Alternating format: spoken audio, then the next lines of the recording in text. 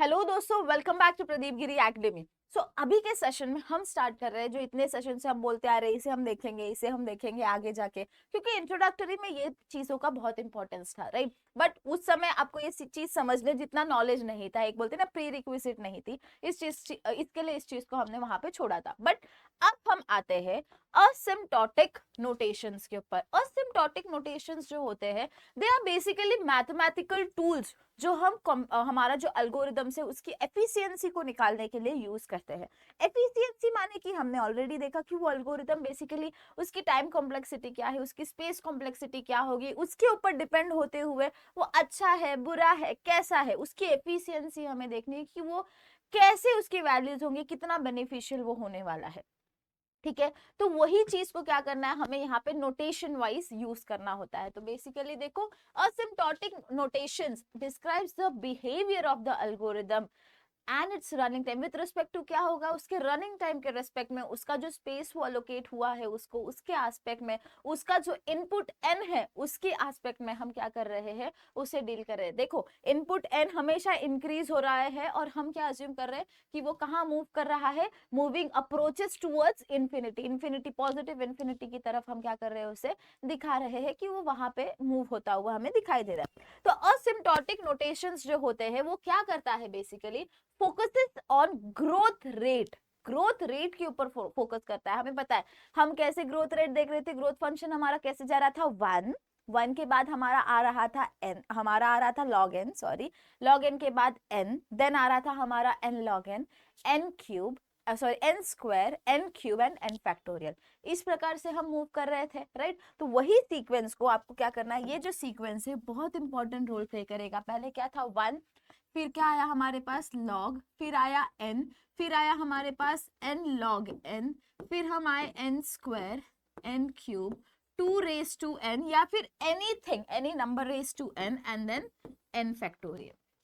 ठीक है, ये सीक्वेंस जो है दिस इज हमारा एफिशिएंसी क्लास का सीक्वेंस। हमें यही सीक्वेंस के अंदर मूव करना होता है। ठीक है, जैसे जैसे नीचे नीचे जाओगे एफिशिएंसी डिक्रीज होती हुई दिखाई देगी, ऊपर जितना रहोगे उतनी एफिशिएंसी अच्छी हमारी होगी। तो वही चीज को लेते हुए हमें अप्रोच हमारा देखना है। हेल्प्स कंपेयर एल्गोरिदम एफिशिएंटली, हमारा जो एल्गोरिदम है उसे कंपेयर करने के काम में आएगा। अब मेरे पास एक एल्गोरिदम है और एक दूसरा एल्गोरिदम है, they are for same problems, जिसकी एफिशिएंसी ज्यादा अच्छी होगी वो एल्गोरिदम मेरा ज्यादा बेटर एल्गोरिदम होगा, right. Next, describes behaviour as input size approaches infinity.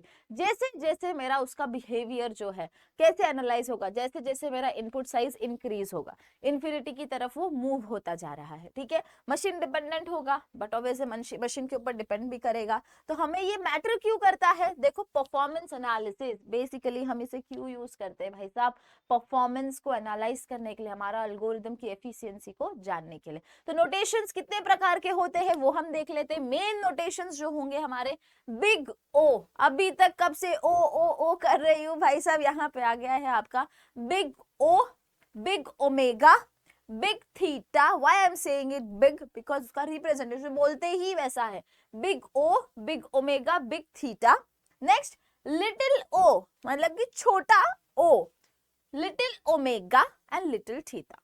ठीक है, ये स्मॉल भी बोल सकते हो, लिटिल भी बोल सकते हो, इट्स ओके। कोई कोई बुक में स्मॉल होगा, कोई कोई बुक में लिटिल होगा। ठीक है, इट्स ओके। ये सब बिग है, ये वाला स्मॉल है। ठीक है, तो यहाँ पे देखो बिग ओ जो कैपिटल ओ से हम रिप्रेजेंट करते हैं, it is an sorry asymptotic upper bond. Please please please please please please remember this is very important.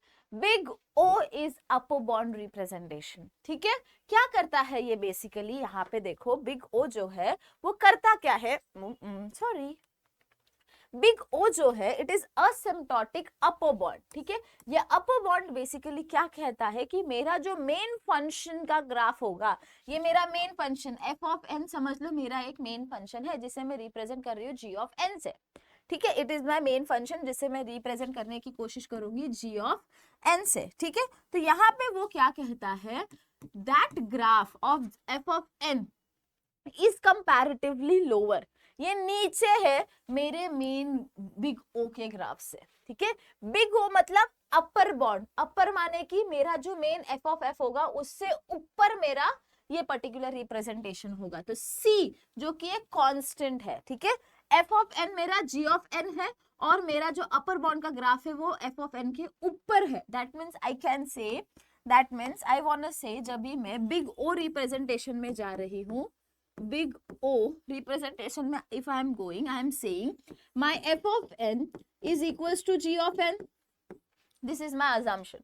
My f of n is equals to g of n, एक function है और दूसरा भी, ठीक है। I am gonna say big O is slightly ऊपर। कैसे ऊपर? तो मैंने उसके साथ एक कांस्टेंट लगा दिया। g ऑफ n के साथ क्या किया, एक c कांस्टेंट लगा दिया। तो वैल्यू वेरी करेगी, कांस्टेंट है तो कांस्टेंट वैल्यू होल्ड करेगी फ्रॉम 0 टू आगे तक। But I can say c value should be greater to 0 towards infinity. Infinity की ओर हम क्या कह रहे हैं, n की वैल्यू क्या कहते हैं, इंफिनिटी की ओर मूव कर रहा है, ठीक है। तो ये जो कंडीशन है, जो हमारी बिग O की कंडीशन है, it gives us upper bound. क्या देता है, upper bound. That means I want say c of g of n is greater than equals to f of n। क्या कहा, c of g of f of n is greater than equals to g of n। मेरे क्या कहना था, मेरे graph में भी यही था। मेरा जो ग्राफ था उसमें f ऑफ n यहाँ था, तो मेरा c of g of n उससे स्लाइटली क्या था, ऊपर जा रहा था। कैन यू सी हियर, देखो दोनों के बीच का डिफरेंस। मेन चीज यही है हमारा, ठीक है। और ये जहां पे ये क्रॉस सेक्शन, ये जो कट हो रहा है ना यहाँ पे, देखो उस पॉइंट को हम क्या कहते हैं, क्रॉस पॉइंट कहते हैं। क्रॉस पॉइंट यानी कि एन नॉट, एन नॉट की कुछ एक स्पेसिफिक, हमारा एन, हमारे पास एन क्या है, इन्फिनिटी की ओर मूव कर रहा है। N naught will be a point which is cross point, जहां पे एक पॉइंट है वो जाके इंटरसेक्ट कर रहा है, जहां पे हमें एक वैल्यू मिल रही है, उस वैल्यू के आगे फिर हमें कंसिडर करना है, ठीक है। क्रॉस पॉइंट, वो क्रॉस पॉइंट को हिट करके एंड देन हम क्या कर रहे हैं, आगे की ओर मूव कर रहे हैं। तो this plays an very important role. एक तो अपर बॉन्ड आपको ध्यान रखना है, upper bound big O, upper bound g of n is upper bond of f of n. g of n जो है, it is upper bond of f of n.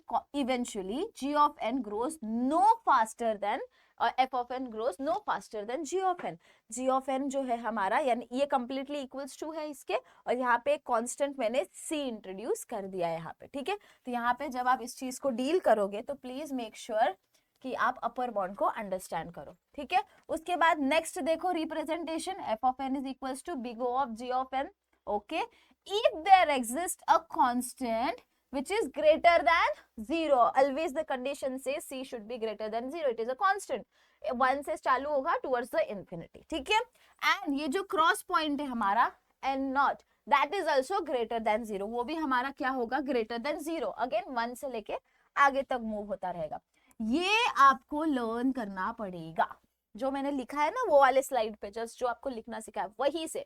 बस क्या याद रखना है, ये नोटेशन, सी के तरफ हमेशा ओपनिंग माउथ आता है, ग्रेटर देन वाला साइन आता है। अगर आप ऐसे भी रिप्रेजेंट कर रहे हो तो सी के ऊपर ग्रेटर देन वाला साइन आता है, मतलब वो बड़ा मुंह खुला किसकी तरफ है, तो सी की तरफ है। क्यों, क्योंकि सी हमारा क्या डिनोट कर रहा है, अपर बॉन्ड को डिनोट कर रहा है, क्योंकि हमने वहां पे g ऑफ n के साथ एक कांस्टेंट लगा दिया, ठीक है। तो प्लीज रिमेंबर दिस, ओके।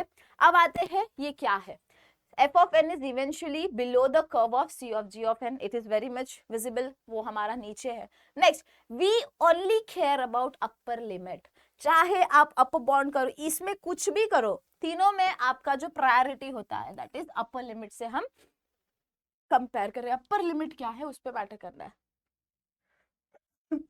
और ये जो बिग O है, it is used to show at most, मतलब बोलते हैं ना एट मोस्ट, मतलब क्या, एक होता है एटलीस्ट और एक होता है एट मोस्ट। एटलीस्ट मतलब वो तो होना है, मतलब एक तो होना ही चाहिए। एट द मोस्ट मतलब इससे ज्यादा नहीं होना चाहिए, ओके। एट द मोस्ट इससे ज्यादा हो ही नहीं सकता, एटलीस्ट माने एक तो होना ही चाहिए, ठीक है, उतना तो होना ही चाहिए, उससे ज्यादा चलेगा।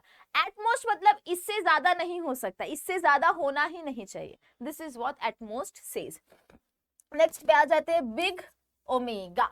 बिग ओमेगा कैसे रिप्रेजेंट करते हैं, ओमेगा की वैल्यू तो हम सबको पता है, ओमेगा हमने आईसी में भी बनाया, ठीक है। तो omega is asymptotic lower bound, loose bound, ठीक है, इसको आप ऐसे भी कह सकते हैं, asymptotic lower bound. Please make sure upper और लोअर। लोअर मतलब अब देखो लोअर बोलते ही आपको ध्यान में आएगा, अब हम क्या कर रहे हैं, एफ ऑफ एन वहां पे ऊपर था, यहाँ पे क्या है लोअर बोल रहे हैं, तो एक सेकेंड ब्लर हो रहा है, एक सेकेंड, तो यहाँ पे क्या होगा, बट ऑब्वियसली लोअर बोलने का मतलब है कि C of ji of N, C ji of N कहाँ पे आएगा, नीचे आएगा। तो देखो यहाँ पे एफ ऑफ एन ऊपर है, उसके नीचे मेरा सी जी ऑफ एन है, उस ग्राफ लाइन के नीचे है, that means it is lower bond, मतलब कि बिग ओमेगा। ठीक है, तो बहुत इजी है, जी ऑफ एन इज इधर अपर था तो यहाँ पे lower for f of n eventually, इसका मतलब एफ ऑफ एन जो है ग्रोज नो स्लोअर, अब वो फास्ट ग्रो कर रहा है, एफ ऑफ एन अब मेरा फास्ट है compare to my g of n. ठीक है,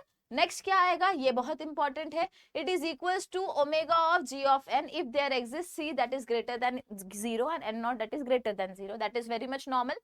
Now see the difference, now see the difference, location change, अब मेरा जो ग्रेटर देन साइन है, जो मेरा ओपनिंग माउथ है, it is pointing towards f of n, it is pointing towards f of n. देखो यहाँ पे बीच में बहुत बड़ा डिफरेंस है, प्लीज इस डिफरेंस को आइडेंटिफाई करना तो ही आप अच्छे से समझ पाओगे। बहुत बच्चे सेम लिख देते हैं, it's not same, okay, it's not at all same. अगर आपको यही चीज करनी है, ठीक है, तो you have to use another less than वाला साइन। ठीक है, तो प्लीज डोंट डू दैट, ये दोनों को याद रखो, सिर्फ प्लेस इंटरचेंज कर दो, आप ये साइन को याद रखो ऐसे ही ग्रेटर देन की, सिर्फ प्लेस आपको क्या करनी है, इंटरचेंज करनी है। F of n is evenly eventually above the curve of c ji of n, देखो ऊपर है, पर्पल लाइन ऊपर है g of f of n की, और सी जी ऑफ एन नीचे की तरफ है। We care here about lower limit, अब हम यहाँ पे लोअर लिमिट के बारे में कवर कर रहे हैं, यहाँ पे upper limit at the most मतलब ज्यादा से ज्यादा, अब हम यहाँ पे क्या कर रहे हैं, लोअर लिमिट मतलब एटलीस्ट कितना होना चाहिए, लीस्ट में एटलीस्ट इतना तो होना ही चाहिए, इसके ऊपर का कुछ भी चलेगा। ठीक है, यहाँ पे हम क्या कंसिडर करते हैं, इसके ऊपर कुछ नहीं चाहिए, जो होना चाहिए इसके नीचे ही होना चाहिए। ठीक है, नेक्स्ट आते हैं हम big theta. Big theta, theta का रिप्रेजेंटेशन देखो यहाँ पे ऐसे भी नहीं, ऐसे भी आप करते हैं ना थीटा का रिप्रेजेंटेशन, तो दैट इज ऑल्सो ओके।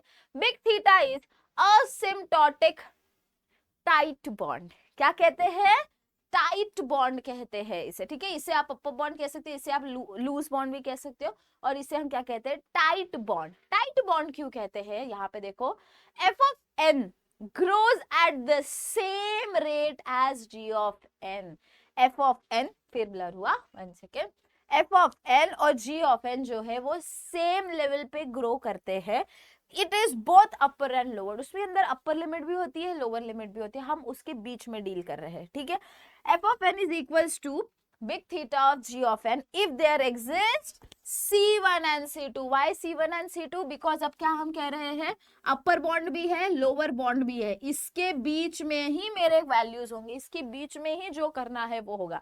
यहाँ पे क्या था, जो भी होगा इधर होगा, उससे ज्यादा नहीं हो सकता। यहाँ पे ये क्या कहता है, जो भी होगा इस लाइन के ऊपर होगा। अब ये वाला जो हमारा टाइट बॉन्ड है वो क्या कहता है, जो भी होगा ये दोनों कर्व के बीच में ही होगा। ठीक है, तो अब देखो बहुत इंपॉर्टेंट रोल प्ले करता है, C1 आ गया हमारा लूज बॉन्ड की वजह से, C2 आ गया हमारा अपर बॉन्ड की वजह से। ठीक है, तो C1 और C2 दो कांस्टेंट है जिसकी वैल्यू ग्रेटर देन 0 होनी चाहिए। ठीक है, इसके अलावा देखो now there is some difference, why, because C1 वाला पार्ट भी आ गया, C2 वाला, the arrow sorry the greater than sign remains the same, the direction remains the same। पहले क्या करोगे, C1GN लिखोगे, फिर F of n, फिर C2GN लिखोगे। Now when you are doing that, please remember this is loose bond, this is upper bond। ठीक है, C2 is representation of upper bond, C1 is representation of lower bond। Okay, अगर आपने ये चीज नहीं की तो फिर गड़बड़ हो जाएगी, please please don't do that. अगर आप यहाँ पे C1 लिख रहे हो, यहाँ पे C2 लिख रहे हो, तो यहाँ पे भी चेंजेस आपको करने पड़ेंगे, और else it is a problem.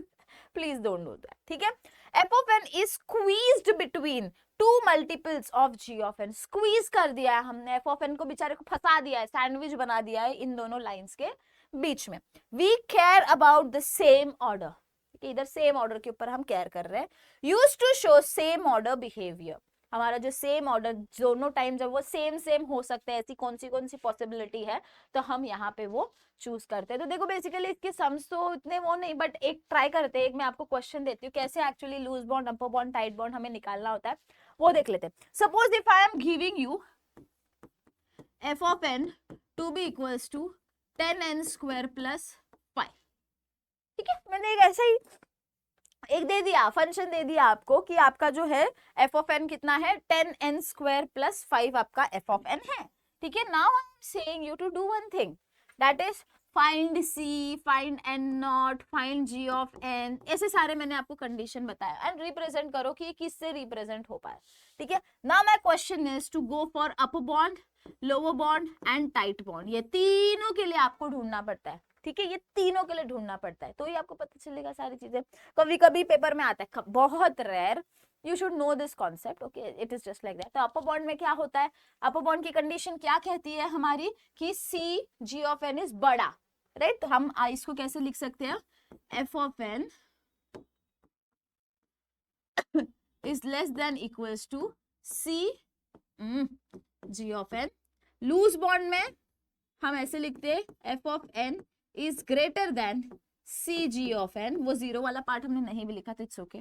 Tight bound क्या कहता है, सी, ये हो गया मेरा अपर बॉन्ड का C1 और ये लोअर बॉन्ड का C2। ठीक है, तो C2 g of n is less than equals to f of n is less than equals to C1 of g of n.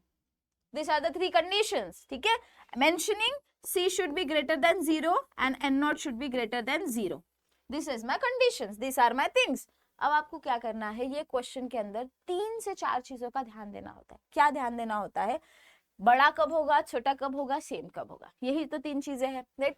तो अब आपको इस पर्टिकुलर चीज में से डोमिनेटिंग पार्ट ढूंढना है। डोमिनेटिंग पार्ट मतलब कि एक ऐसा पार्ट जिसकी वजह से मेरे एक्सप्रेशंस में चेंजेस होंगे। ठीक है, अगर मैं n की वैल्यू चेंज कर दूं, अगर मैं n की वैल्यू यहाँ पे चेंज कर दूं, तो मेरा पूरा का पूरा इक्वेशन का वैल्यू ही चेंज हो जा रहा है। इफ माई n इज 1, तो 10 इंटू 1 का स्क्वायर प्लस 5 यानी 10 प्लस 5 15, राइट। अगर मैं n इक्वल्स टू 2 कर दूं, तो 10 इंटू 2 का स्क्वायर प्लस 5, 40 प्लस 5 कितना हो गया 45। Did you see, because of n का value my values are changing, my entire expression values are changing so drastically, right. यानी कि मेरा डोमिनेटिंग कौन हो गया, n स्क्वायर मेरा डोमिनेटिंग हो गया। ठीक है, n जो हमारा n स्क्वायर वाला पार्ट है, that is my dominating part. तो what I do is I just assume, it is still assume, हमने प्रूव नहीं करा, just assume g of n to be equals to n square, g of n to be equals to n square. यही तो target points है ना हमारी, ये सारी चीजें ही तो निकालनी है। अगर g of n equals to n square है, चलो let us fix in this equation, हमें वही तो करना है। अपर बॉन्ड कर लेते हैं, बाकी तो आप कर सकते हो। अपर बॉन्ड के लिए अगर मुझे करना है तो that says f of n should be less than equals to C1 g of n, right. f of n का कंप्लीट वैल्यू क्या है, 10n square plus 5 should be less than equals to 10, यहाँ पे मेरा sorry C1 g of n का value क्या लिखा हमने, n स्क्वायर। अब आपको क्या करना है, ऐसे वैल्यू ऑफ c निकालनी है, ऐसी वैल्यू निकालनी है c की जो आपको ऐसा आउटपुट दे जो हमेशा इससे बड़ा होगा। मतलब this value should be always छोटा। ठीक है, इसके अंदर n की वैल्यू कुछ भी डालो, it should be always lesser than cn square. ऐसे हमें वैल्यूज निकालने। तो ऐसे में वो फैक्टर निकालने के लिए what you have to do basically is, आपको ध्यान देना है कि ऐसा c निकालना है, ढूंढ के निकालना है वैसा वैसा c कि आपको वैल्यू मिले। So let us consider 10n square plus 5। ठीक है, अब ये जो प्लस 5 है इसकी वजह से गेम बदल रहा है, सारी जगह पे प्लस 5 की वजह से, क्योंकि इक्वल्स टू भी होना था तो 10 भी वैल्यू हो जाती, 10n स्क्वायर तो भी चलता, बट वो भी नहीं है। ये मामला बिगाड़ कौन रहा है भाई साहब, n5 मामला बिगाड़ रहा है, तो इसका मामला फिट करना पड़ेगा। So what we can do here is we have to compare one thing, we are getting n square is always greater than 1। यहाँ पे लीनियर टू क्वाड्रेटिक कंपैरिजन हम कर रहे हैं, this is quadratic, this is linear, linear to quadratic comparison अगर मैं कर रही हूँ तो n square is always greater than 1। ठीक है, चाहे आप कुछ भी वैल्यू डाल दो, it is gonna be greater, right. तो अगर मैं इसी चीज को यहाँ पे अगर मैं इधर n भी कर दूं, ठीक है, तो again my values will be greater. n square अगर मैं 10 ले रही हूँ n की वैल्यू, तो this will be 100 which is but obviously greater than 10, right. तो what here I want to convey you is, इधर कांस्टेंट मैटर नहीं कर रहा, कांस्टेंट पार्ट जो है वो मैटर करता ही नहीं है, राइट? तो यहाँ पे n स्क्वायर है और यहाँ पे अगर मेरे पास n भी है, if I am saying this particular part to be true, that means can I say 5n square is way greater than 5? Yes or no? Of course it is greater than 5. 5n square अगर आप ले रहे हो, यहाँ पे 5 ले रहे हो, कांस्टेंट ही इंट्रोड्यूस हुआ है ना यहाँ पे, सिर्फ कांस्टेंट इंट्रोड्यूस होने से क्या ही फर्क पड़ रहा है, आप देख रहे हो रेशियो तो वही बन रहा है। यानी कि if I want to do 10n square plus 5 को बड़ा एट सम इंस्टेंस, इसको छोटा, इस पार्ट को अगर मैं बड़ा करना है तो 10n square plus 5n square I can perform. Why? Because ये मामला कौन बिगाड़ रहा था, ये 5 बिगाड़ रहा था, and I was knowing n square is always greater than 1, right? That means 5n square will be always greater than 1, right? तो हमें क्या करना है, ये 5 को भगाना है यहाँ से। ये 5 को भगाने के लिए I just introduced an entirely completely one term that is 5n square, because it is gonna be greater, right? ये greater होने की वजह से now my equation became like this. 10n square plus 5 is greater than equals to 10 plus 5, 15n square. Now comparing, here we get this is f of n, right, is less than equals to cg of n, where c is, यानी कि हमारा c1 is 15 and g of n is n square, because my assumption went right. ये सबसे initial state में हमने इसे assume किया था, नेक्स्ट स्टेज से हमने क्या करा, इसे प्रूव कर दिया कि भाई साहब यही यहाँ पे फिक्स होने वाला है, तो ही कंपैरिजन करने के बाद g ऑफ n की वैल्यू n स्क्वायर आ गई।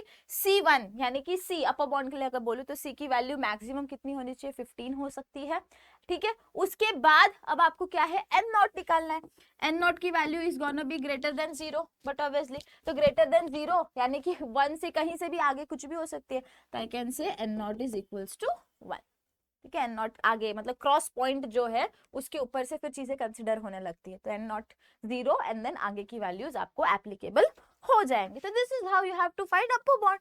अब लोअर बॉन्ड निकालना है, अगर आपको इसी चीज का लोअर बॉन्ड निकालना है तो वी नो लोअर बॉन्ड का फॉर्मूला क्या है, f of n is greater than equals to c2 लिया ना हमने लोअर बॉन्ड के लिए, g ऑफ n, राइट। तो बस अब आपको क्या करना है, this is n square plus 5, it should be greater than equals to c2 g of n। अब अगेन डोमिनेटिंग हमारा n स्क्वायर था, तो this will be n square. Now the condition is ये बड़ा होना चाहिए, ये छोटा होना चाहिए, ये देखो ना c छोटा होना चाहिए, c वाला पार्ट जो है छोटा होना चाहिए। नाउ इंपॉर्टेंट रोल इज 5, यहाँ पे भी इंपॉर्टेंट रोल कौन प्ले कर रहा है, 5 प्ले कर रहा है। Now 10n square plus 5 will be greater, ये 5 की वजह से मामला आ रहा है, ठीक है। तो I can say directly c to be equals to 10। Why I am saying c to be equals to 10, see put value of n to be equals to 1, this will be 10 1 square, that is 10 plus 1 15, 10 1 square is 10, it is of course greater, satisfied। let's move on towards 2 किया तो यहाँ पे 45 आता है, और यहाँ पे 2 किया तो 2 का 40 हो जाता है। can you see again this is greater, that means my c value is c2 is 10 and g of n is again n square, so this is n square। Again lower bond, जब हम tight bond निकालते हो तो same वही fundamentals, बहुत simple है। ये दोनों आ गया तो वो तो कौन सा ही महारथी है, यानी कि जब मेरा function f of n equals to 10n square plus 5 था, उस इंस्टेंस पे sorry f of n that is equals to big O of g of n, where g of n क्या था हमारा, n स्क्वायर, ठीक है। नेक्स्ट हमारा इस इंस्टेंस पे c की वैल्यू was 15 and n naught was 1। Next f of n, this was for upper bound, this is for lower bound, is equals to omega, lower bound omega, upper bound o, tight bound theta, is equals to g of n, where आप directly भी value डाल सकते हो, g of n की जो n की value है that will be n square, जो n लिखोगे आप उधर तो भी चलेगा, and c is equals to 10, C1, इधर लिखो C2, यहाँ पे B, ठीक है, इक्वल्स टू 1, टाइट बॉन्ड। ऐसे ही निकालना है, सब्स्टिट्यूट करना है वैल्यूज और मिल जाएगा। See how easy it was, खुद से ही बनाया क्वेश्चन, खुद ही इजीली कर सकते हो। Okay, so this is how you should understand asymptotic notations. Okay, so stay tuned to study ahead, जहाँ पे हम मैथमेटिकल फंक्शंस और सारी चीजों को करेंगे। Till then take care of yourself, bye bye.